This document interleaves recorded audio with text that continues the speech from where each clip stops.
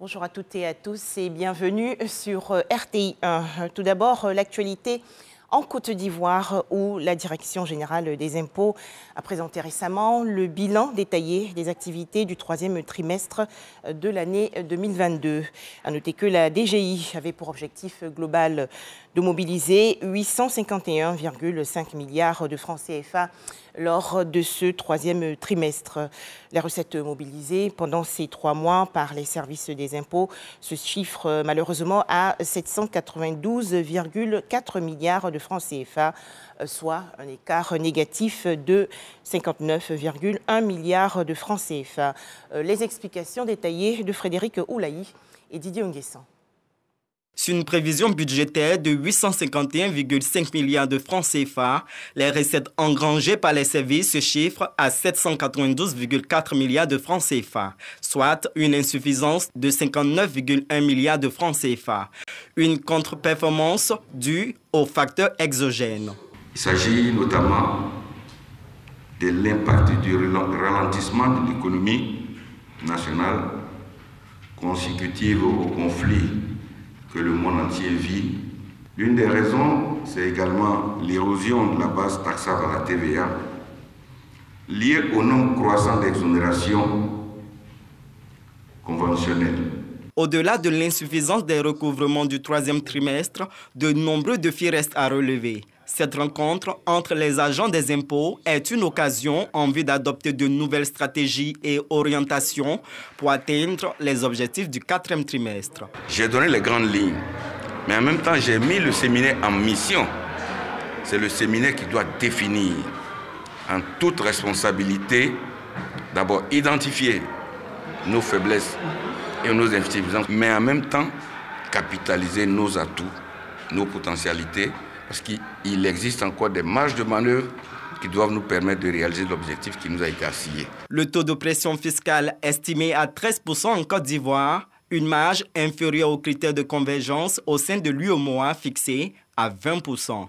Représentant le ministre du Budget du portefeuille de l'État, le directeur de cabinet encourage à maintenir la croissance annuelle qui est de 7,6%. Voudrais-je donc vous inviter tous à jouer sur tous les leviers dont vous disposez pour renouer avec l'accroissement des recettes fiscales.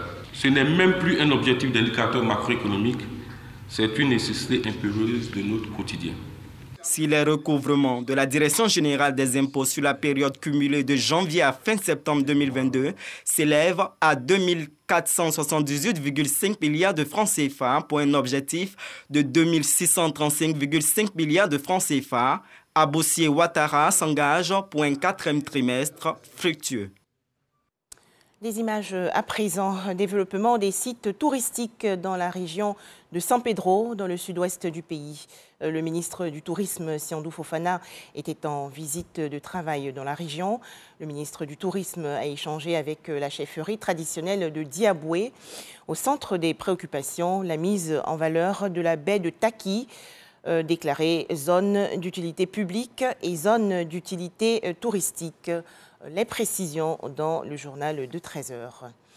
Toujours en Côte d'Ivoire, plus de 20 000 kits scolaires et des équipements de bureaux offerts aux élèves du district autonome du Denguélé dans la région nord-ouest.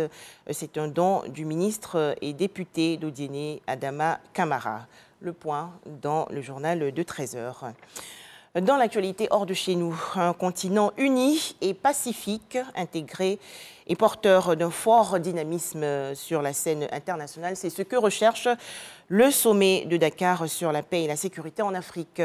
Les travaux s'ouvrent donc aujourd'hui dans la capitale sénégalaise. Au Royaume-Uni, il pourrait devenir le premier chef du gouvernement non blanc. En effet, l'ancien ministre des Finances, Rishi Sunak, a annoncé hier qu'il se présente pour devenir Premier ministre du Royaume. Enfin, aux États-Unis, le président Joe Biden, qui aura 80 ans en novembre prochain, a affirmé récemment qu'il a l'intention de se présenter pour un nouveau mandat en 2024, mais qu'il n'en avait pas encore pris la décision formelle. Voilà, merci de nous avoir suivis à 13h, le journal de RTI 1.